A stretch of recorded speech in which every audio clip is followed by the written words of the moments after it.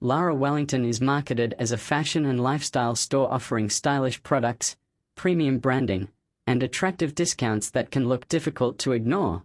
But the real question is, should you buy before watching this? Now, to be fair, not every online fashion store is automatically fake. Some smaller brands are legitimate businesses that simply have not built a large public reputation yet. What it does well. The products can look attractive. Professional photos are designed to create a premium impression. The website may look professional. Modern e-commerce designs can create a polished shopping experience. Where the concerns start appearing.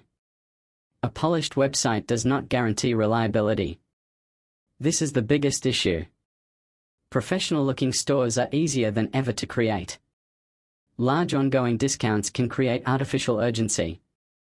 Permanent limited-time offers can sometimes be a warning sign. Product photos do not guarantee product quality. Marketing images may not always match what customers actually receive. So, should you buy from Lara Wellington? Short answer: proceed carefully. There may not be enough evidence to immediately label it fake, but shoppers should avoid assuming premium branding automatically guarantees quality and reliability. Thanks for watching. Don't forget to like and subscribe for more videos.